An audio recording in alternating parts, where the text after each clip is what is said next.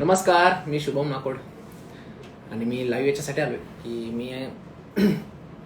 मला एक मॅडमने विचारलं की सर मला सांगा की तुम्ही स्टार्टिंग कुठून केलं होतं आणि कशा पद्धतीने तुम्ही बिझनेस वाढवतायत आणि ते तुमचे तीन येवला सोडून 3 ऑदर शाखा आहेत आणि तुम्ही बिझनेस वाढवताच कंटिन्यू, नेटवर्क पण वाढतंय.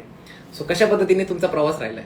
सो मी विचार केला आपला प्रवास काही एवढा पण म्हणजे माझ्यासाठी तो काही खडतर नव्हता. मला प्रत्येक प्रवासाच्या प्रत्येक वाट्याला एकदम मजा आली आहे. मी प्रत्येक स्टेप पार करताना मला एकदम असं वाटत होतं की आता ही स्टेप झाली का पुढची स्टेप. सो मला असं वाटत नाही का मी खूप काही कष्ट केले.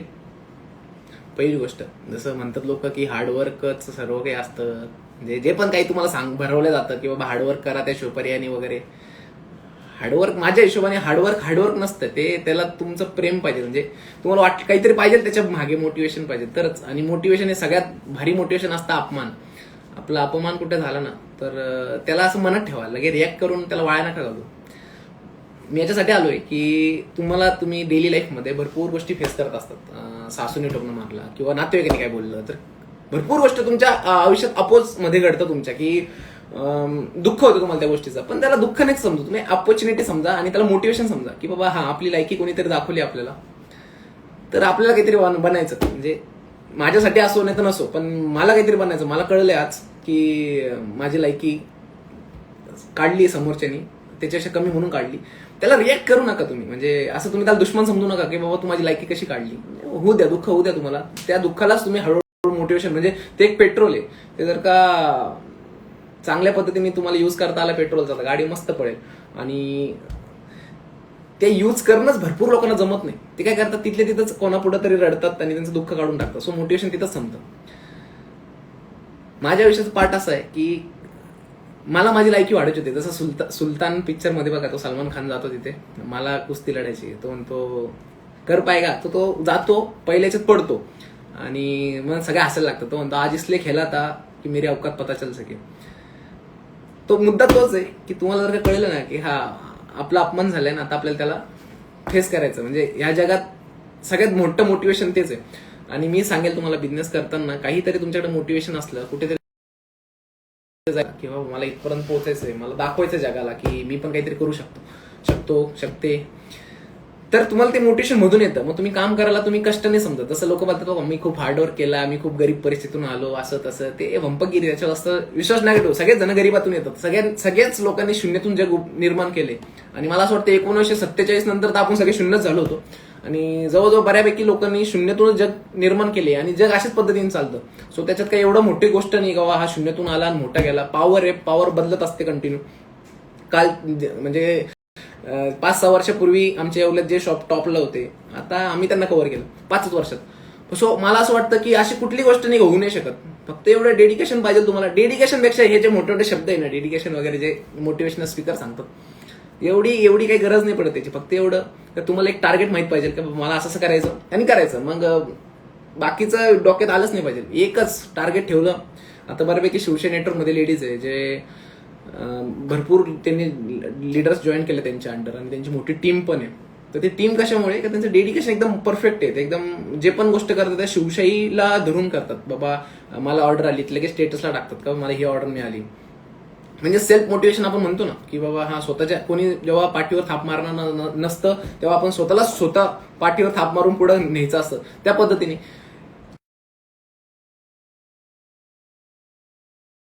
तर मी त्याचं सेलिब्रेशन करेल. तर अशा पद्धतीने काय होतं, आपण स्वतःलाच मोटिवेट करतो. आणि एक वेळ येते अशी का लोक म्हणतात का तुमचं सर हे कसं काय शक्य झालं. शक्य होण्यासाठी काही एवढं मोठं काही पहाड उचलावं नाही लागत. आपण या टेक्नॉलॉजीच्या जमान्यात काही हार्डवर्क करायची गरज नाही आपल्याला बसल्या घरी बसल्या मोबाईल यूज करता आपण तसं पण यूज करतो. फक्त एवढा का वेळ बदलायचा. मी बघतोय बऱ्यापैकी मी इंस्टावर कधीच गेलो ना तर रील्स बघण्यात माझा खूप वेळ वाया जातो. मी स्वतःलाच विचार करतो बाबा माझा एवढा वेळ वाया जातो, मला एवढे कामं असून मी त्याच्यावर टाइमपास करतो. बाकी ज्यांना काम नसेल तेच करत असतील ना, कारण इंस्टा कंटिन्यू रील्स. मग मला कुठेतरी वाटलं की अरे हे कुठेतरी चुकतंय. म्हणजे आपला इंडियाचा भरपूर मोठा क्राऊड त्या रील्सवर अडकून पडलाय. त्यांच्या आयुष्याचे मौल्यवान क्षण ते घालतायत. म्हणजे आज जर का तुमचं वय जर का निघून जाते तर ऍट द एंड समजा तुम्हाला कोरोना झाला आणि तुम्हाला सांगितलं तुमच्याकडे 1च महिना आहे जगायला, तर तुम्ही किती फास्ट जिंदगी जगशाल. आता तुम्हाला माहितच नाहीये तुम्हाला कधी तुमचा शेवटचा क्षण आहे. सो तुम्ही काय करता, रिलॅक्स बाबा, म्हातारेपणे आपण मारणार आहे, त्याचं काय टेन्शन घ्यायचं. सो तुम्ही टेन्शन एकदम बेफिकीर राहता, वेळ वाया घालतात. सगळ्यात मोठा जर का पैसा असेल ना फ्रीमध्ये भेटलेला तर वेळ. बाकी या जगात कुठली गोष्ट फ्रीमध्ये नाही मिळत. वेळ आहे तुमच्याकडे, वेळ आहे तुमच्याकडे, तर ते वेळेचा इस्तेमाल म्हणजे त्याचा वापर आहे ना एकदम पद्धतशीर पद्धतीने म्हणजे तुमच्या याच्याने लावलं पाहिजे. म्हणजे मी रात्री जेव्हा झोपतो ना त्याच्या अगोदर शेड्यूल करून ठेवतो कशा पद्धतीने आपल्याला उद्याचं काम करायचं आहे, उद्या कोणतं टार्गेट आहे. जसं मी बोललो एक पाऊल माझ्या टार्गेटचे एक पाऊल पण मी टाकले. समजा मला हा सेटअप बनवायचा होता, आज माझा सेटअप झाला म्हणजे माझा आजचा दिवस पूर्ण झाला. सो एक एक करत तुम्हाला कधीतरी तुमची मंजिल भेटणारच आहे. आता कमेंट वाचतो, मला नाही पटले तुमचे बोलणे. आपण प्रत्येक ठिकाणी वेगवेगळे परिस्थितीत जगतो. सो तुम्हाला पटलं नाही पटलं ते तुमच्याच्यावर आहे. मी म्हटलं बाबा चहामध्ये साखर टाका, तुम्हाला आवडत असेल तर तुम्ही साखर टाकशाल, नाही तर मीठ टाकशाल.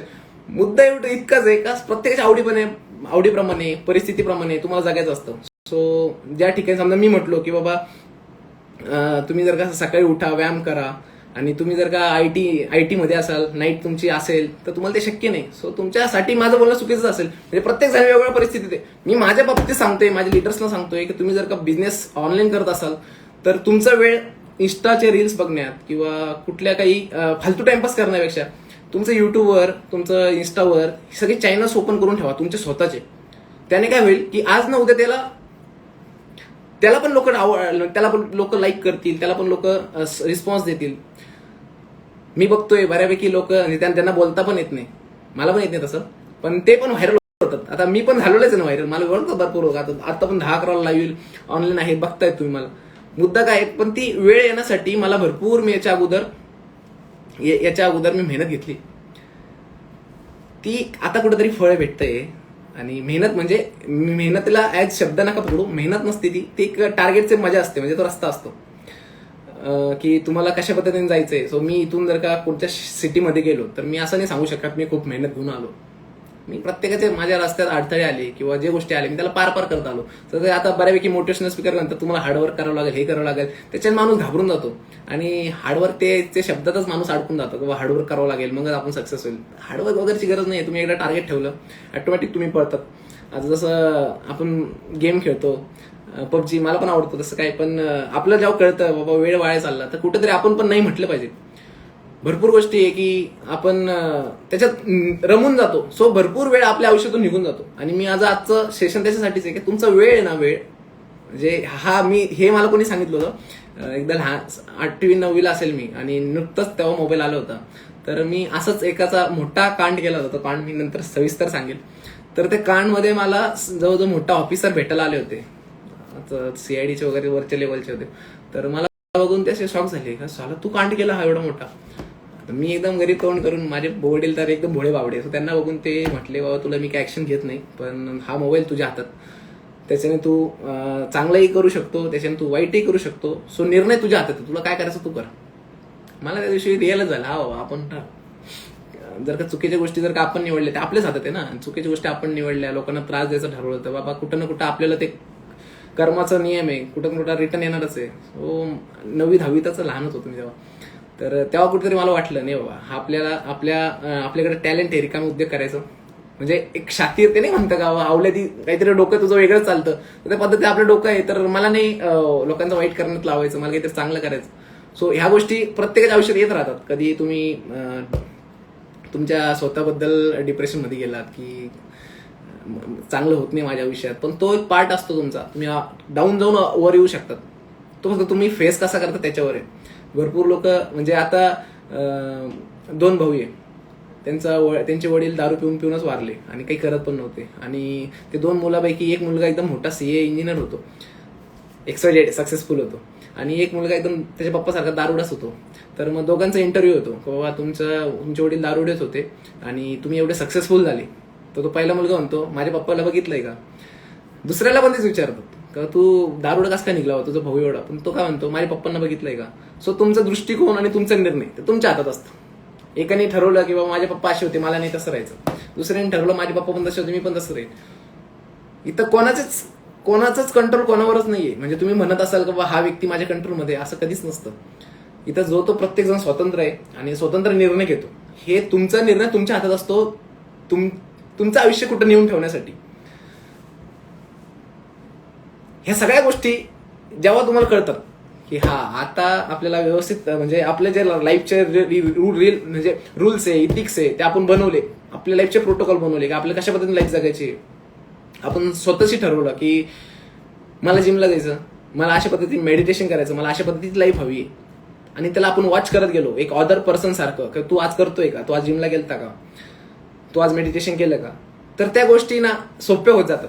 नाहीतर आपण म्हणून गेलो बाबा हा आता जिम, आता मी आता झोपलो होतो, लवकर उठलो, मला नाही जायचं जिमला, सो आपण टाळाटाळ करतो. आपलं शरीर पण त्याला साथ देतं.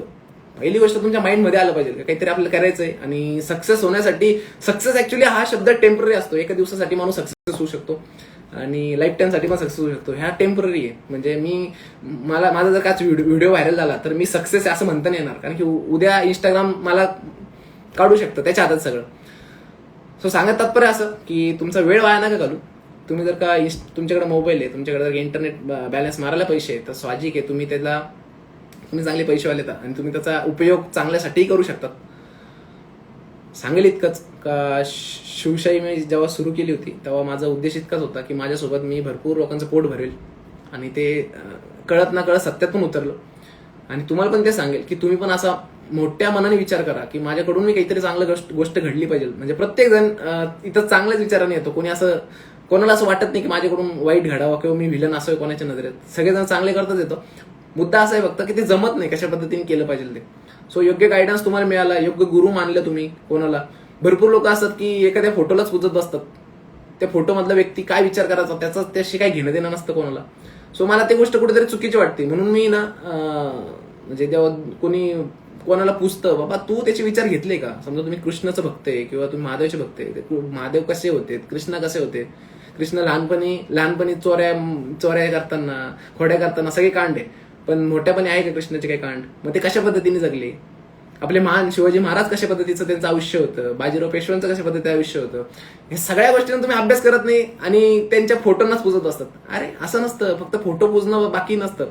तुम्ही त्यांनी काय काय गोष्टी केल्या. आता हनुमान म्हणजे एखाद्या पिक्चरच्या कॅरेक्टरमध्ये मी आहे, मला समजा एखादी रोल दिला आणि मी तसा कॅरेक्टर एकदम देव माणूस सारखा बोलत, तर तुम्ही काय माझ्या पाया पडत असेल का, माझं पुष्याल का. मी ज्या गोष्टी केल्या तुम्ही त्याला फॉलो करायला पाहिजे ना. तसंच मला सांगायचं असतं की रामायण मधले जे पार्ट आहे, श्रीरामाने आईचं कसं ऐकलं, म्हणजे कसे भक्त होते हनुमान रामाचे, तर हे गोष्टी का सांगितल्या गेलेल्या आपल्याला की त्याच्यासारखे वागले पाहिजे तुम्ही.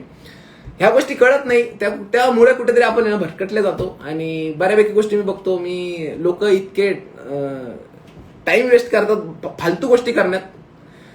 अफगाणिस्तानचा किस्सा चालू आहे आता सोशल मीडियावर, मी त्याचे कमेंट वगैरे वाचत होतो. लोकांना काही कामं नाही, त्याच्यावर शिवागाळ्या करत बसतात. सांगायचं काय, तुमचं आयुष्य बघा ना. त्या अफगाणिस्तानचं सोडा, तुमचं काय चालू आहे. तुम्हाला कोण ओळखतंय गावात, तुमची इन्कम किती. आपली लायकी आपणच बनवली पाहिजे ना, दुसरा बनवणार आहे आपली लायकी कोणी. सो मला सांगायचं इतकंच आहे की तुम्ही तुमच्या आयुष्याचा वेळ वाया नका घालू. तुम्हाला कुठलाही तुम्ही बिझनेस करत असाल तर त्या बिझनेस रिलेटेडच ऍक्शन घ्या. असं कुठलीही गोष्ट करू नका की तुमचा वेळ वाया जाईल त्याच्यात, आणि जी गोष्ट करायची ठरवली होती ती गोष्ट राहून दुसरी गोष्ट तुमच्या हातून घडून जाईल. तर मी ऑनलाईन त्याच्यासाठी आलो की मला ती रोज सवय करायची ऑनलाईन यायची. सो माझ्या शब्द कोणाला काही चुकीचं वाटलं असेल तर ते इग्नोर करा. आणि मी माझ्या स्वतःसाठी डेअरिंग आणते की मला लाईव्ह यायचंय आणि रोज यायचंय. सो मला आधी बिलकुल इच्छा नव्हती का लाईव्ह यायचं, मला थोडं किचकट वाटतं. तसं तुम्हाला वाटतं ना की अरे लाईव्ह कसं बोलायचं, काय बोलायचं. सेम कंडिशन माझी, मी काही दुसरं नाहीये. मी पण एकदम झिरोतून वर आलेलो मुलगा आहे आणि लोक मला ओळखतात. सो मला पण लय कंटाळ येतो गोष्टी, लाईव्ह करा, ती सेटअप करा, सगळा सेम तुमच्यासारखं आहे. पण मी काय करतो, नाही जस्ट डू करून टाकायचं. केलं तरच तुम्ही बघणार आहे ना मला. तुम्हाला माझे विचार तेव्हाच कळणार आहे जेव्हा मी बोलेल. तसंच तुमचं पण आहे, तुम्ही जर का केलं तरच लोक तुम्हाला बघणार आहे. समजतंय ना मी जे बोलतोय ते, कळतंय का. आता जाऊ द्या, मी विचारणार नाही. पण ही सवय मला रोज लागली तर रोज म्हणा जाऊ द्या. मी 2-3 दिवसाआड पण आलो ऑनलाईन तरी माझे विचार, मला काय म्हणायचंय. आता मी ऑनलाईन याचं कारण असं की मला असं वाटतं की आपल्या शिवसेना नेटवर्क ऍप येईल. ऍप आल्यानंतर आपण आत्ता तरी महाराष्ट्रभर आहे, ऍप आल्यानंतर आपण भारतभर जगभर प्रसिद्ध होऊ. पण त्याच्या अगोदर मला हे सगळं सांगायचं आहे की मी सक्सेस नाहीये आता, पण तरी पण मी आज स्वतःला समजतो, माझं वातावरण तसं करून ठेवलंय की 100% मी जगप्रसिद्ध होईल आणि लोक मला ओळखतील. हे वातावरण माझ्या मनात आहे, हे वातावरण मी इथं पूर्ण माझ्या आसपास करून ठेवतो, त्यामुळे ते बनायला शक्य आहे. आणि हे टायमाच्या पहिलेच मी सांगतोय, जसं म्हणतात ना की राजकारणात शरद पवार एकदम खतरनाक आहे, त्यांना फ्युचर समजतं. तसं मला असं वाटतं की आपल्याला सगळ्यांना फ्युचर कळतं आपलं, फक्त आपण त्याला ठाम नसतो की होईल का नाही. सो तुम्ही पण तुमच्या आयुष्याचे शरद पवार व्हा आणि तुम्हाला पण लोक आदर करतील, तुमचा पण सन्मान करतील, पण तुम्ही तसं कार्य केलं पाहिजे आणि तुम्हाला तुमच्या प्रति आदर पाहिजे की हा बाबा मी शब्द दिलाय, नाही तर मीच तुम्हाला खोट्या आश्वासन द्यायचे आणि मीच मुकरायचं, तर माझीच इज्जत मी करत नाही असं होईल ते. सो धन्यवाद. तुम्ही लाईव्ह झालात, 10 लोक तर कंटिन्यू लाईव्ह होते, कधी 15 पण गेलं, 8 पण गेलं, ठीक आहे. कोणाला पटलं असेल, नसेल पटलं